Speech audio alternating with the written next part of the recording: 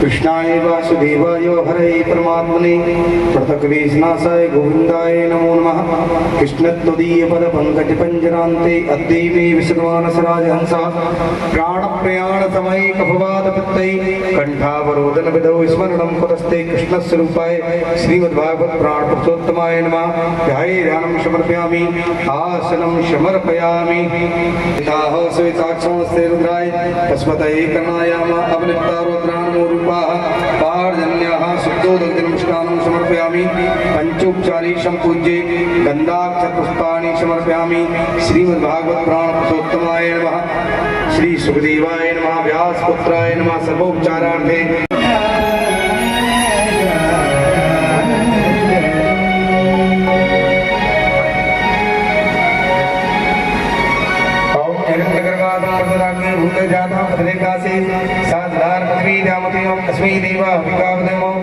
दक्षिणां समर्पयामि। दक्षिणान्ते संवेजन्तीं च मालां गन्धानवेणो ददत्वदया पूर्यन् गोवृन्दै वृन्दारण्यं सुभद्रमं प्रावसज्जीत कीर्ति कृष्णस्वरूपाय श्रीमद्भागवत प्राण पुरुषोत्तमाय नमः। सुखदेवाय नमः। बालकृष्णाय नमः। प्रार्थना पूर्वक नमस्कारं नमस्करोमि। यहाँ छोड़ दो भागवत जी पर। गीत गुणां तमसि यदात्मना संवरुद्ध समस्त भगा अग जगदोकसा मखिल सक्त बहुदकते उचित जयात्मना च चरतोन चरण निगमा। श्री पुराण पुरुषोत्तमाय नमः। पूज्य गन्धाक्षपुष्पाणि समर्पयामि। श्रीमद्भागवत पुराण पुरुषोत्तमाय नमः।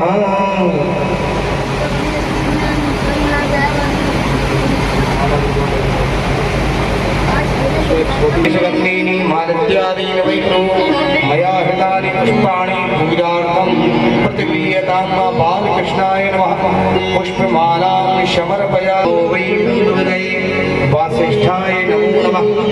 चतुर्वदनो ब्रह्मा द्वैवाहो रमणो हरि अबाललोचना सम्मुर्भगवान् वादरायणः। व्यासाय नमः। व्यासरूपाय नमः। ॐ नमो सरस्वताय। ॐ स्वस्ति न इन्द्रो वृषभाः स्वस्ति न पूषा विश्ववेदाः स्वस्ति नस्तार्क्ष्यो अरिष्टनेमिः स्वस्ति नः भगवान् की जय। बोलो सच्चिदानंद भगवान की।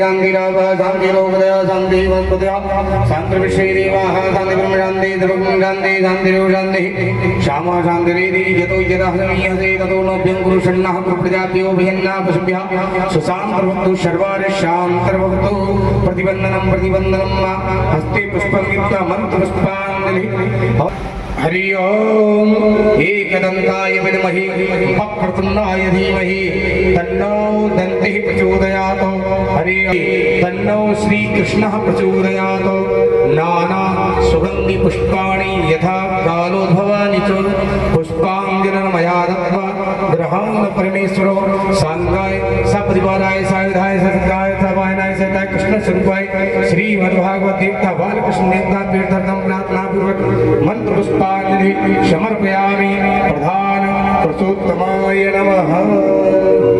जय हरि हरि बोलो बांके बिहारी लाल की जय हो। भैया ने यदि इन क्षणों को खा लिया तो मेरा कन्हैया जीवन भर दरिद्र रहेगा। इससे अच्छा यही है कि सारी दुनिया के लोग भले ही कहें कि सुदामा जी ने अपने मित्र का भाग खाया, लेकिन मैं अपने मित्र को दरिद्र नहीं होने दूंगा। और सारे चने सुदामा जी स्वयं खा गए। क्यों? क्योंकि उन्हें पता था यदि ये चने कन्हैया खाएंगे तो उसे दरिद्रता का मुख जरूर देखना होगा। तो सच्ची मित्रता निभाने के लिए सुदामा जी ने चने खाए थे। इसलिए नहीं खाए थे कि कन्हैया छुपके खा दिए हो, कि कन्हैया को खिलाने ना हो, बल्कि इसे सुदामा जी के यहाँ पर कोई साबुत बर्तन नहीं है, ये बात बिल्कुल सत्य है। लेकिन सुदामा जी दरिद्र थे, ये बात बिल्कुल गलत है। और एक बात और, दरिद्रता क्यों स्वीकार की भगवान ने? एक और कारण है, ध्यान देना। सुदामा जी जितना ज्योतिष में ज्ञानी कोई नहीं था। विद्यार्थी समय में कन्हैया ने अपना हाथ सुदामा के हाथ में रख दिया। बोले भैया हमारे हाथों में देखो, मैं राजा कब बनूंगा। तो सुदामा जी ने जब कन्हैया के हाथों को देखा तो कन्हैया के हाथों में दिखाई दिया कि मेरा मित्र राजा बनना चाहता है और इसके हाथों में तो कोई ऐसी रेखा नहीं है जिससे ये राजा बन सके। तो उसी क्षण अपने मित्र को राजा बनाने के लिए सुदामा जी ने अपने मन में संकल्प लिया कि मेरे जीवन के जितने भी पुण्य हैं, जितने भी कर्म हैं, मैं आज संकल्प लेकर मैं अपने सारे धर्म, सारे पुण्य अपने मित्र कृष्ण को अर्पित करता हूँ, जिनसे मेरे पुण्यों के द्वारा मेरा मित्र राजा बन जाए। सुखी देखने के लिए केवल अपने मित्र द्वारकाधीश को सुखी देखने के लिए जीवन में सुदामा जी ने दरिद्रता को अपनाया, गरीबी को अपनाया। पता है दरिद्री किसे कहते हैं? शास्त्र कहते हैं दरिद्र कौन होता है? के पास संतोष रूपी धन होता है ना, गौधन, गजधन, बाजधन और रतन धन खान। और जब आए संतोष धन, सब धन धूल समान। जब व्यक्ति को संतोष हो जाता है ना तो सारे संसार की माया उसे धूल के समान दिखने लगती है।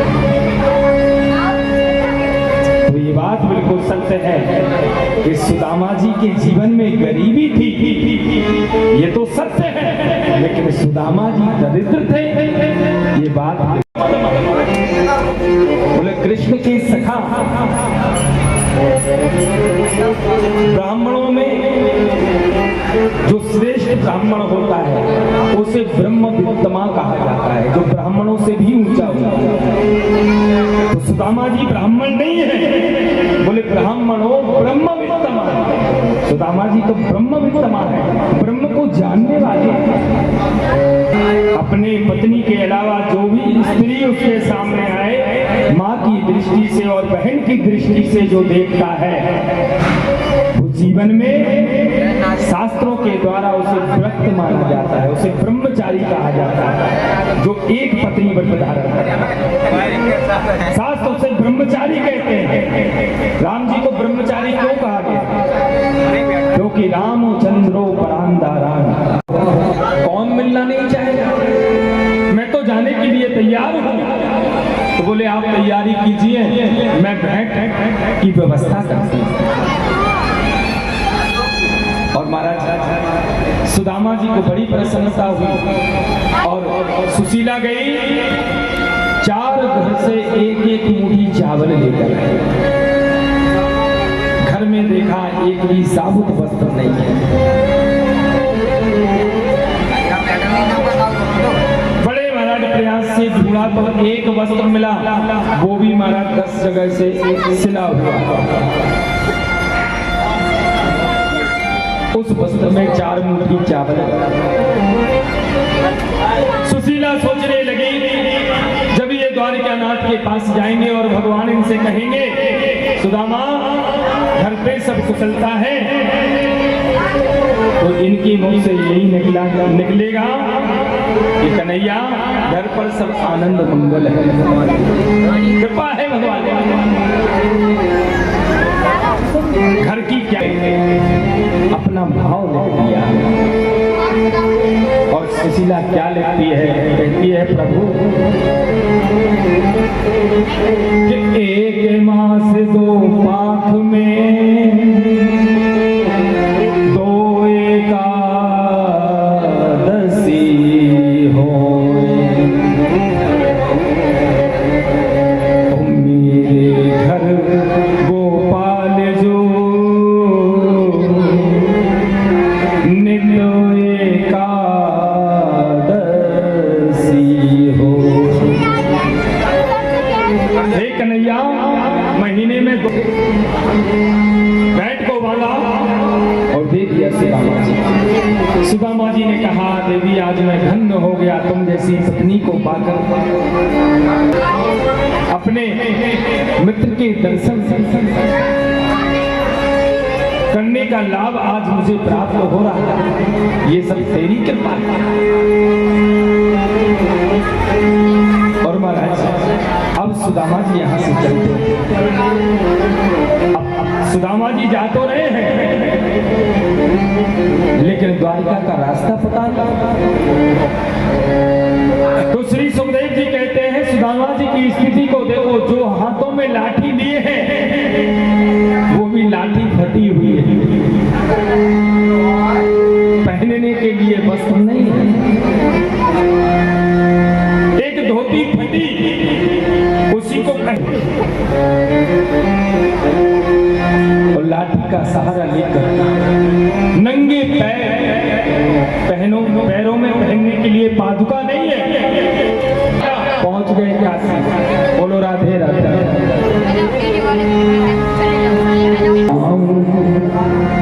द्वारिका तेरी आस भी अब निराश लगती है। घनश्याम तुम्हें ढूंढने। रामा जी को क्रोध आ गया।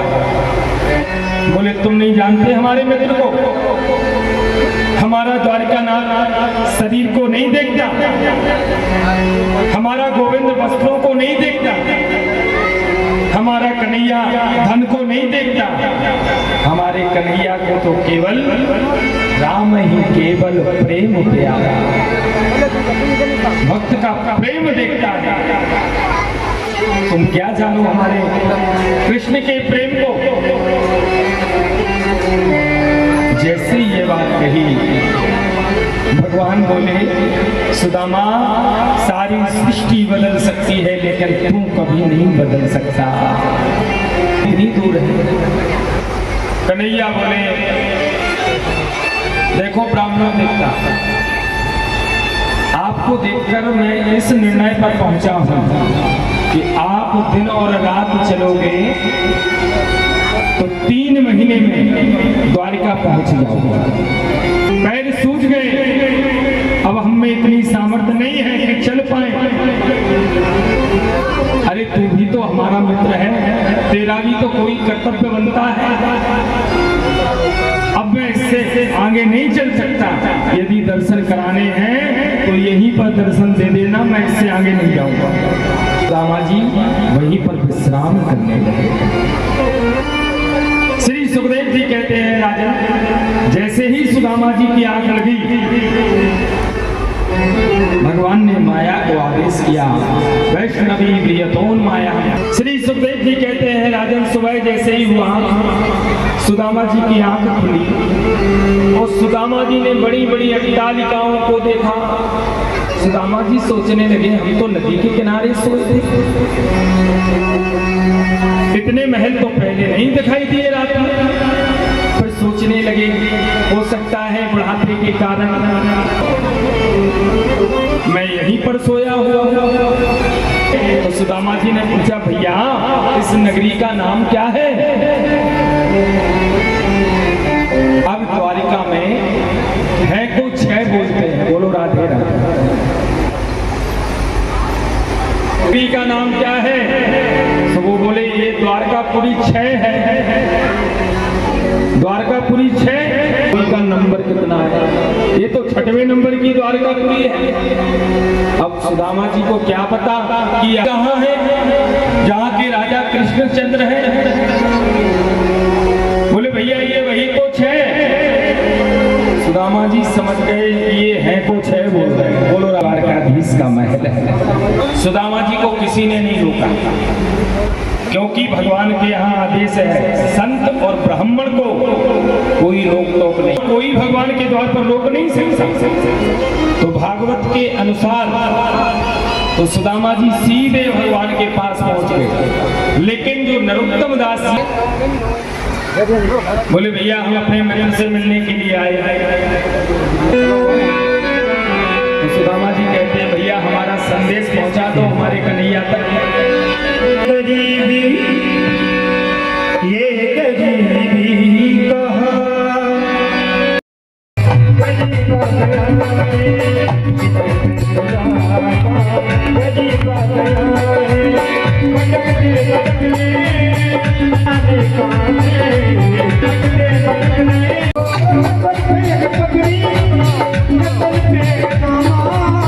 बता दो कन्हैया नाम है दामा हो, बता दो कन्हैया नाम है दामा। तुम एक बार जाकर के मोहन से कह दो, तुम एक बार जाकर के मोहन से कह दो कि मिलने सका नसीबा यहाँ है, मिलने सका नसीबा यहाँ है। अरे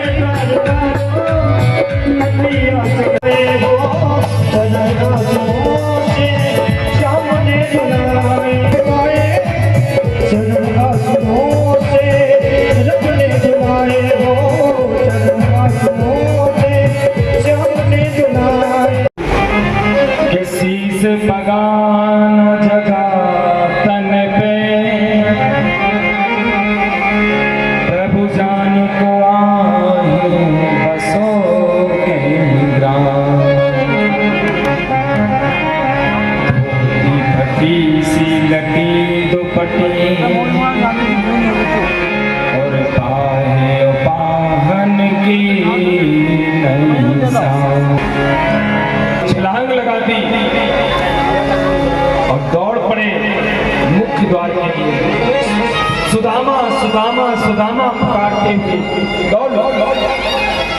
सारी द्वारका में हाहाकार मच गया। द्वारकावासी सोचने लगे, यदि ब्रह्मा को भी दर्शन करने होते हैं तो वो भी द्वार पर प्रतीक्षा करते हैं। ये सुदामा कौन आ गया? कौन है ये सुदामा? और जैसे ही द्वार पर आए तो ऐसे बिहार बिमायन सो। जब कन्हैया ने सुदामा जी के रहा नहीं गया और अपने हृदय से सुदामा जी को लगा दिया। फिर किया भगवान के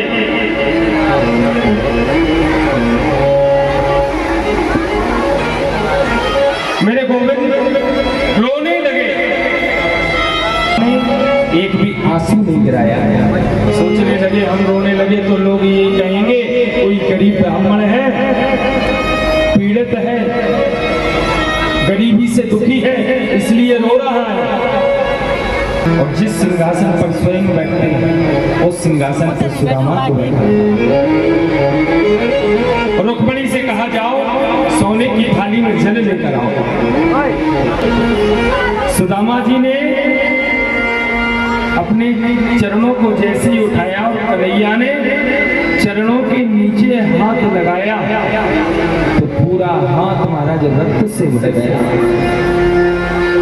तो देखी सुकरुणा करके करुणा निधि रोए,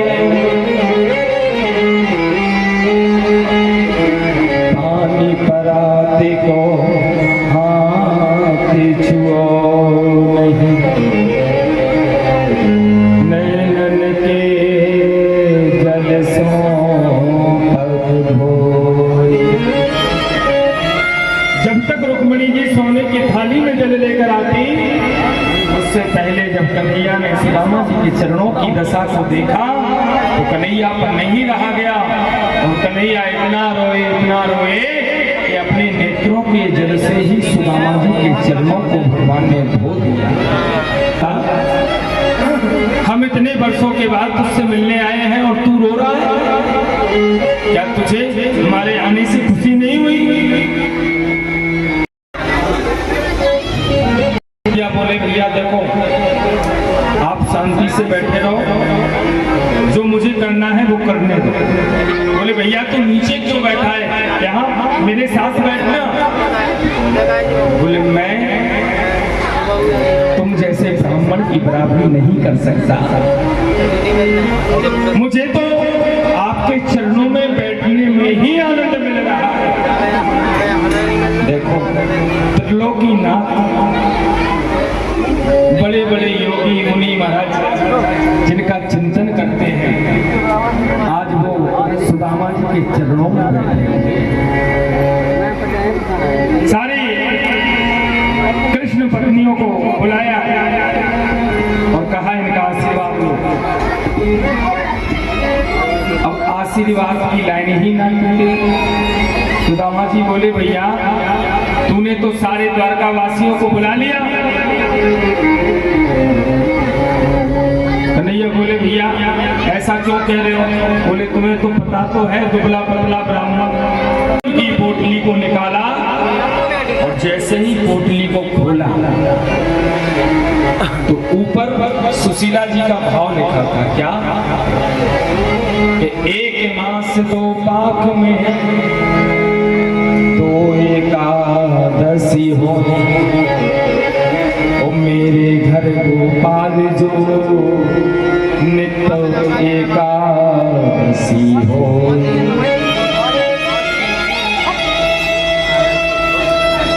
सुदामा जी कि जब चावल की पोटली में ये देखा, कन्हैया ने तुरंत मुट्ठी में एक चावल भरे और पाते हुए वहीं से भाभी जी को संदेश दे दिया कि हो थी सो है गई, अब ना ऐसी होए, और भाभी तेरे भवन में नित्य द्वादशी हो। एक मुट्ठी चावल लिया और पाए, बोले एक स्वर्ग के राजा इंद्र को जो सुख मिलता है वो सुख मैं सुदामा को देता हूं। दूसरी मुट्ठी चावल ली